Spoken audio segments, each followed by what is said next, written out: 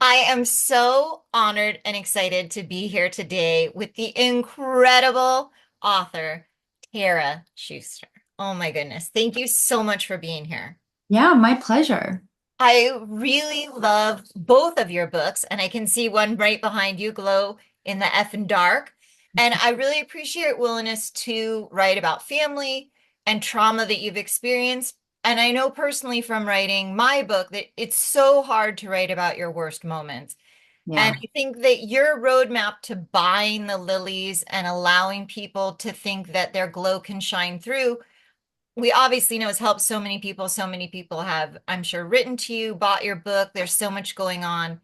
And in fairness, I think that we could talk about every single chapter. Your books are full of wisdom, and I love the actionable steps. And of course, yes, I need to go buy a journal. Everybody buy a journal. Buy a journal. Buy Yeah. a journal. Now, your second book towards the end talks about your name. And so can we Yeah. start there with Sure. identity and pronouncing your name and finding out what it meant? Because I think that that's something a lot of people worry about is do people know who they are and can people say their name? So I think that's a really Yeah. interesting piece. For sure. Yeah. So I'll just back up one step, give a little context of what these books even are and why Yes, my name was please. important.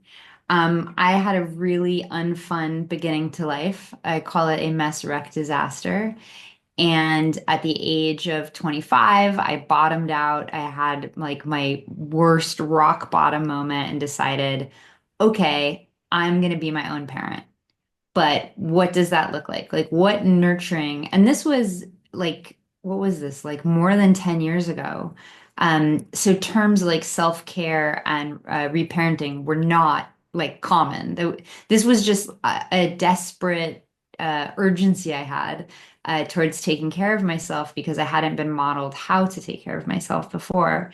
And so I was so good at work. Like I was like one of the youngest executives ever at Comedy Central. I went to Brown. I got all the APs. I was enormously good at presenting like she's got her shit together. Like she's like perfect. Da, da, da, da, da, da. But inside, I suffered from extreme anxiety and depression, like extreme, extreme. And so I decided after my rock bottom moment, I'm going to treat mental health like a work project. I'm going to start a Google Doc and I'm just going to dump in all the questions I have. What are values? What are vegetables? Like, genuinely, what are they? Which one should I be eating? I still wonder to this day. What are principles? Like, what are these things, you know? And I just attacked it. I read memoirs like they were self-help. I listened to every podcast. I studied philosophy. I did like, it's looking back, it's sort of wild what I did. To treat your own healing like a work project is a pretty extreme, but I'm a pretty extreme person. And at the end of 5 years, I had a 600-page Google Doc and felt like a different person. And so my first book, Buy Yourself the Effing Lilies, is really takes you on that journey of going from a mess wreck disaster place to a stable, healthy, functioning adult, which by the way, I'm not even saying joyous. I'm just saying stable, healthy, functioning because I was not those three things. And both of my books really talk about the small things we can do, the small rituals. And in Glow, one of the things that I talk about in that book is I was a very public executive at Comedy Central. I worked on, like the Peabody and Emmy Award winning Key and Peele. I worked on David Spade's show. I worked with Nikki Glazer, like all these fancy, fancy comedians. And that became my identity because I was very high status. And add to this, I was super high status because my job was to buy ideas. I was the buyer, and the buyer in Hollywood is always the most important person because they're the buyer. They're not pitching, right? So I had this completely outsized um, status in my mind, but it was all tied to the job. And so in 2020, the company I'd worked for 12 years, since I was an intern on The Daily Show with Jon Stewart, laid me off like in a very you are now laid off kind of way. Just like, oh, you thought this was home? Not like cut all ties, do not call, return to sender. And it was shocking. Like I thought this was my family. I thought this was my identity. It turned out they were none of those things, which led me on a journey to what is my identity when it's not solely tied to being productive. Hmm. And in that chapter, what I'm talking about is so my name is Tara, and I always hated my name because it's hard to pronounce. Basically, nobody gets it right. Even people I've known a long, long time, when they go to say my name, I can see the gears turning in their brain of like, is it Tara? Is it Tara? Is it Tara? Is it Tara? I'm getting really freaked out, so I think it's Tara. And then someone who's known me like 7 years says the wrong name. I'm like, what? So I hated that. I hated that. I hated that. And I won't correct anyone. I'm just like, oh, please no. And I also hated it because it was my mom's idea, who I'm estranged from. I haven't spoken to her in 15 years. And it didn't feel thoughtful. Like it's the Tibetan goddess. It's a Tibetan goddess, and it's not like she was into Buddhism or something. I feel like she had one hippie new wave weekend and was like, Tara it is. It's not a family name. It has no significance to anyone. So I always hated my name. And then, like 30 years, maybe 35 years into having that name, I decided to research it. And what I found out was that Tara is the Tibetan goddess of compassion, and her whole job is to take people on a journey and ease them from their suffering by giving them tools and seeing them and being with them. And I really, that is my job. Like my professional job is to remind people of their self-worth, remind them of their agency, see them, and give them the tools for their own healing. Like I can't, I have like a coaching business where I actually call it life strategist, where people bring me their issues, be it work, be it interpersonal, and we come up with a strategy because I think most people are kind of like asleep at the wheel and not thinking through, well, what do I actually want? And which is a tough question. And then how do I get there? Like, what choices, what steps do I need to make? So it's just wild to me that this name that I hated so much embodies everything I aspire to be. And in Sanskrit, it means star. And the whole premise of Glow in the Effing Dark is that even if you feel bad about yourself, you are made of stardust. You just are. The carbon in your muscles, the iron in your blood, all come from stardust. So you can always trust that, in Judaism, we would think about like the divine within us. Like another way to think about it is the stardust within us. So that was a super long-winded answer to your question. It was actually the perfect answer because I really appreciate you grounding people in the path of your books, that there have been two, they were over time, and I think discovering your name is so important. I have in my family someone who hated their name and changed it. And Oh, wow. Oh, really? mhm. Oh, wow. Yeah, so when I was reading what you wrote, that's what I kept thinking about because you and I made this connection because we share very close friends. And so, just thinking about all those people that have to come together and the push pull it was for you, like who named you and how you felt about it, but it turned out to be something else. And I think that's a pretty good metaphor for a lot of things in your book. Yeah. I mean, it ended up being a gift. And that doesn't mean that I have to the have the giver in my life, which a No. lot of people will be like, your mom, like that's the most important relationship. You should do everything in your power to reconcile. And to those people, I would say, wow, I'm so glad you can't even contemplate what kind of situation would make you not talk to your mom. What a blessing for you. Like, great. That's all. That's the only information you've given me and you can't even fathom how to have compassion or understanding for what it would take for a person to make that step. And so it is a gift she gave me, but I treasure that. I treasure the gift of my name. And it's a great treasure. And so you brought up about how we would see something, view something Jewishly about Mhm. stars. And so I want to stick with that for 1 second. Also, as a Jewish author, my book came out just a couple weeks before October 7th. Oh my gosh. My whole book tour and social media had a lot of challenges. But I loved when you spoke about Tikkun Olam. I really like reading other authors talk about how Jewish values are actionable in the world. And so Tikkun Olam means healing the world, but which I knew what that meant, but I had never, ever heard of curing ballots.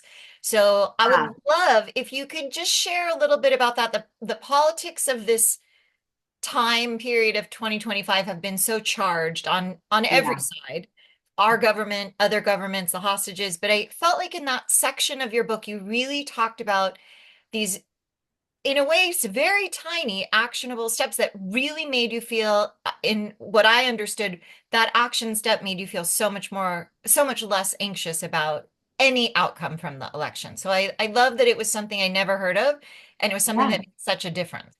Yeah, so to the Judaism part, it's funny, like most of my speaking gigs actually are at Jewish federations or Lion of Judah, talking about self-care through a Jewish perspective, because I think Hillel was like the OG of self-care, you know. He wrote, if I'm not for myself, who will be for me? Or something close to that. And so my Judaism is really important. My books are sold at Target everywhere. And if I might be the only Jewish person someone has a contact with, I take that really seriously. And what can I do to make my tribe proud? And so one of those things I think is to recognize that you are a part of your community, Hmm. even if you feel small and like your work doesn't really matter, it really is on each one of us. It's a Jewish value. It is on you to do the part you can. You don't have to do everything, but it is on you to take responsibility. And so in the 2020 election, I was freaked out, so anxious, couldn't sleep, like out of my mind anxiety. And I just decided, you know what? I just got to do something. And so I Googled, how can I help in the 2020 election? Like, this is how basic it was. Just how can I help? Google said you can help voters in Arizona. I live in Los Angeles, but I grabbed my Vitamix.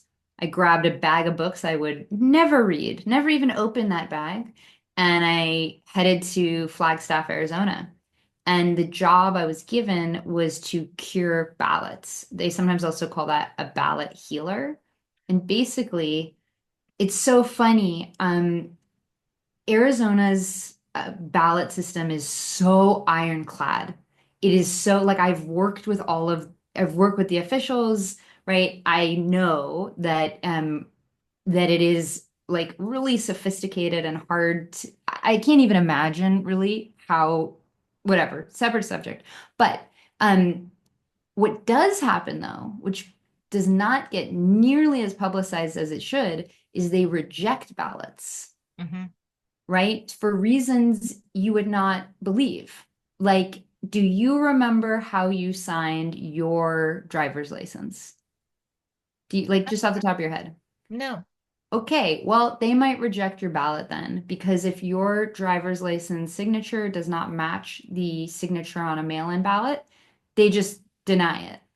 And yes, it's a lot. It's crazy. If you put it in the wrong envelope, they deny it.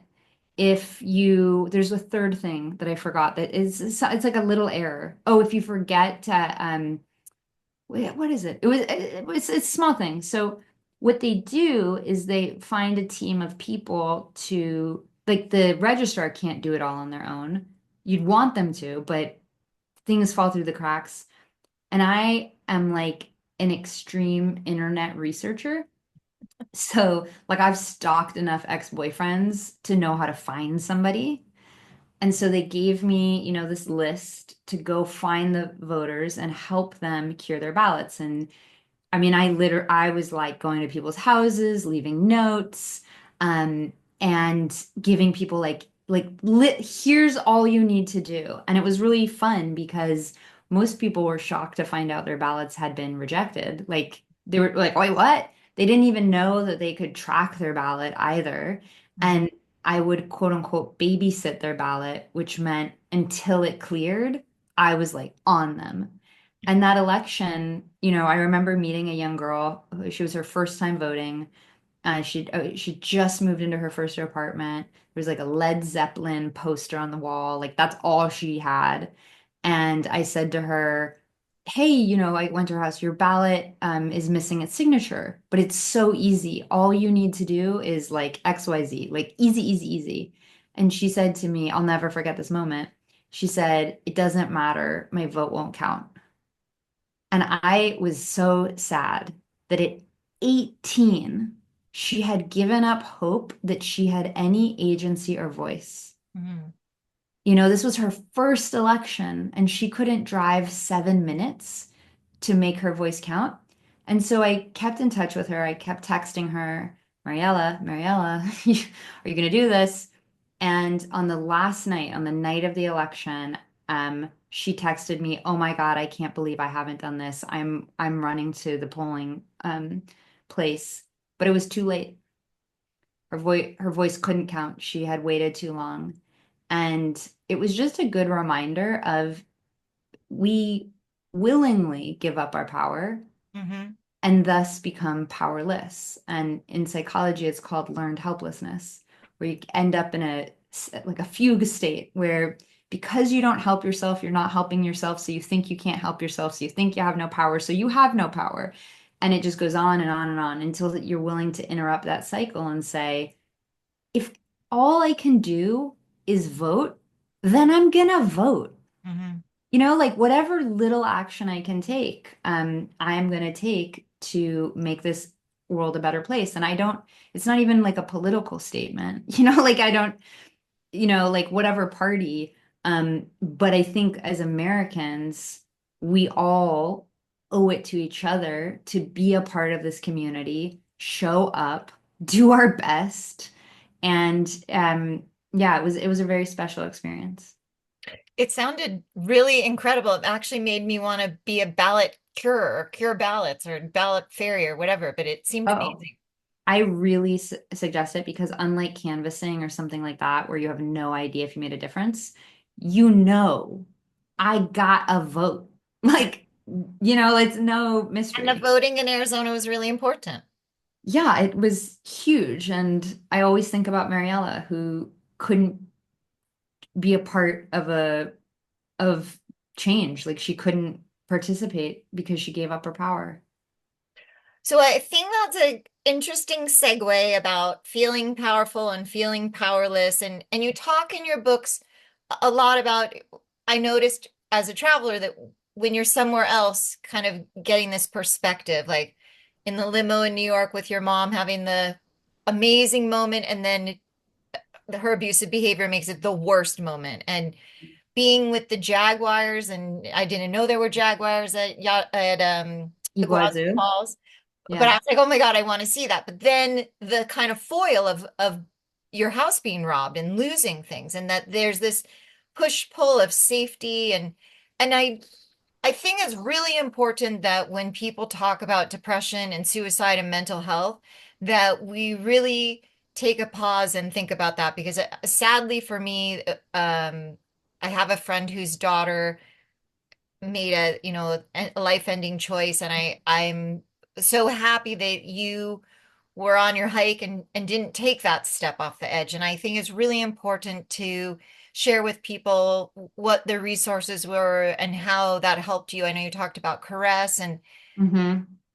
right now with this epidemic of loneliness, and like you're saying, the woman that couldn't even feel powerful enough to sign her ballot, that it's like feels so extreme. But I do think it happens in small ways, and then all of a sudden people are, Yeah. hiking alone and not feeling safe. Yeah, yeah, absolutely. I mean, I suffered from suicidal ideation for a very long time, like my whole life. And I was actually dating a rabbi, and we had broken up. And don't date your rabbi. That's my number one. If you get nothing else from this, Don't do that.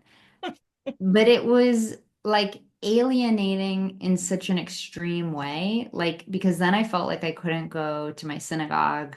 I felt like I was completely separated from the community. Like, I couldn't see him. So, like I didn't want to see him, and he did not make me feel welcome. We didn't like come back. Like, you're still welcome here. He did none of that. And many, many different things came to a head. And I found myself on my favorite hike just contemplating, you know, wouldn't it be better just to end this? And it was really scary because it was the closest I had ever come to that. And, what I realize now in hindsight is it's understandable when you feel that horrible to want to end the suffering, and we stigmatize suicide even, or we stigmatize people who suffer from mental health and might drive them towards extreme measures when we say things like she was so selfish. Like, I love the way you just said it actually about your friend's daughter. Like, you said that she made a decision, you know perhaps an impulsive one, and perhaps didn't realize the consequences of really what that would mean. But something I really hold dear is what suffering must a person be going through to want to do that, right? And that's really Terrible suffering. terrible. I mean, I felt so god awful body bad Mhm. that I just wanted to end it. That was what I was thinking. Not about like, what's the impact? How will this affect other people? Just, I can't stand this feeling any longer. Mhm. And I was lucky because my little inner survivor voice was just like, whoa, whoa, whoa, whoa, whoa, whoa. Like, no, no, no, no. And I still felt horrible, but at least it like took me back off the edge. And, things that I really needed that were really helpful to me and might be helpful to anyone who has a loved one suffering from depression, who's mentally unwell, which I was, like, I was mentally unwell, is the first thing is to just say, that sounds really hard. Mm. Instead of, you're going to feel better. This is a thing. It's just temporary. Da, da, da. To sit with someone in their pain, that is what is needed. Compassion, right?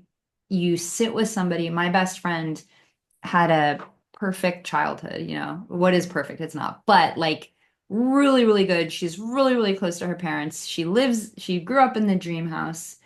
And when I would tell her about my childhood, she would say things like, that sounds so painful. I'm sitting here with you. I feel tears coming out of my eyes. That sounds so hard, and I'm sitting with you in that pain. And the fact that she didn't try to make me feel better, she Mm. just recognized my reality, really helped me. Like, she took on some of the burden, right? In Mhm. that moment, she was carrying some of the water. So the very first thing is simply to see people and tell them they're not crazy, that sounds hard, right? Because it doesn't even matter what the situation is. If they feel that way, then that is real to them. Right. So that's one. Two, I think it's important to tell those people how much they are needed. Whenever I was reminded, and this was like a 2 week period also, it was horrible. And I just asked my best friends, can you just write me a letter that says why you need me? That, like, what I needed to hear was like, I'm a part of this community. Like, I am intertwined. I am a part of something bigger than just myself, and people rely on me. Like, I needed to be reminded of that constantly, and that I was needed and that I was loved. And the third thing would always be to go back into community. And nobody wants to do it. When you're depressed or avoidant or whatever, the last thing you want to do, the absolute last. I mean, you're like, I can't even brush my teeth. You want me to go into community? You want me to show up to synagogue? You want me to go to my book club? Like, screw you. Like, I just want to lie in the covers. And we really can't. Like, it really is okay. And that is going to lead to more suffering. And so, by whatever means necessary, you have to find a way to be around other people. And so, I came up with a system with my two best friends, which was I would say, we need to go to Louis. Louis was the diner at the college I went to. It was like the late night grease spoon. Uh-huh. And my two best friends, they also went there. And so when I would say that, they would like snap into action and be like, okay, we're picking you up. You're coming over. We're doing this. So those are things I now have in place ahead of time. Like I know what to do now if even if I'm just depressed. And really, I think the major one is just throw yourself back into community, any community. It doesn't matter. Just being around humans is a pretty good idea. Thank you. No, again, I really appreciate that you shared, I think that is part of why your books have reached so many people, and you have the second book, and who knows, maybe you're working on another book, but the mental health and communication is so important. And I love the way you talk about it in the book about even with work, like you said, with work, it was so hard during COVID when you got laid off, but also just the way people talk about like having a husband, a work husband. And I love Mhm. the whole mission to Mars and thinking Oh, about thank you. things with a different perspective. And I think that's very crucial in life to you really, like we've already talked about, you have the journaling, the small steps, and helping people see things in a new way. So one of the questions I always ask people on my podcast for my book, Bravish, I did 50, some people call it crazy challenges, but they were brave-ish. They started really small. And you've shared so many challenges you've overcome in your books. I don't know if you have something specifically that you haven't done yet that's a challenge, a brave challenge you want to go forward with, or if you can just share one of the ones you've already done that you're so proud of. That's such a good question. You know, it's funny as I don't, people are always like, you're so brave to like share all these details. Truly, a chip is missing in my brain. Like, it does not occur to me that it would be weird to share these details. And I only realized this when my boss at Comedy Central was like, aren't you worried what people are going to think about you? When I was like, I am releasing a book on my own mental health struggles. And when he said that, I was like, whoa, there was something to worry about. Uh-oh. Um, I worried enough for both of us then because great. I Was my it? the conversation I had with my developmental editor was, I think I seem like a dumbass. And she goes, "No, you seem vulnerable." I'm like, "Is that another word for stupid?" She's like, "No, you seem relatable." So Yeah. You it can is carry the it does worry. come up for some people. Yeah. Yeah. So I can't claim that one. Okay. I think currently it's having hope Mm, that I feel scared to be hopeful about things mm, because I in some things have been burned so many times that I'm like, why get my hopes up? Just mm. expect less and whatever you get will be more. Like it will feel more significant. But that's a pretty cowardly way to live. It's interesting you say that, thinking about how much you wrote about future you. Yeah. And things like getting off the dating merry-go-round or freezing your eggs, like those to me seem very hopeful. Yeah. I mean, time moves on though, right? So True. like that book came out 2 years, the second book came out 2 years ago. No, add 2 years of just like, oh my God. And the way the world, like, The the, world is yeah. a challenge. And so I think the challenge for me is it's not a toxic positivity. It's Right. not like everything is great. It's that, and this ties into Judaism, is if you can't imagine a better world, there will be no better world. Ooh, okay. That's challenging. Yeah. So I think as just a citizen, it is my responsibility to get a little braver, to imagine a better world, to say, no, the status quo is not okay. I'm not okay with this. And that doesn't mean it doesn't mean protest. It doesn't mean anything even close to that. It means what are the small things I can do today to build the world I would like to live in? And that's my responsibility. Mm. That is so beautiful because that is, I mean, what everyone wants to live in a world that they're building, that they found, that where future you has hope. And Yeah. so before we let you go, Mhm.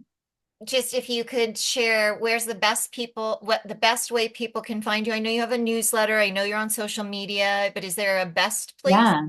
I think the best is my newsletter, which is taraschuster.com/newsletter. Or if you just go to taraschuster.com and click newsletter, I write one potentially funny essay a week about self-care. And I actually have a paid journaling community where I journal with you every Sunday. So if journaling it's just such a good tool for reflection, building self-awareness, building emotional vocabulary. Like I'm throwing everything into your journaling experience, but it's also a really good way to talk to me because I'm on Instagram, Tara Schuster, but my DMs are a mess nightmare that I don't even know what's going on. But if you comment on a newsletter, I reply to every single comment.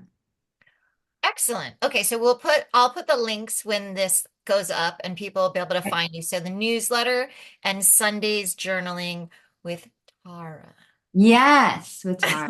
Yeah. Well, I just want to say I'm so grateful to Bobby and Peter for introducing me to you, and thank you for making this time. And again, really thank you so much for your books and the way that you're shining your starlight for everyone to follow. No, thank you so much for having me, and thank you for the obviously thoughtful questions. Like it really came through, and I really appreciate it. Thank you.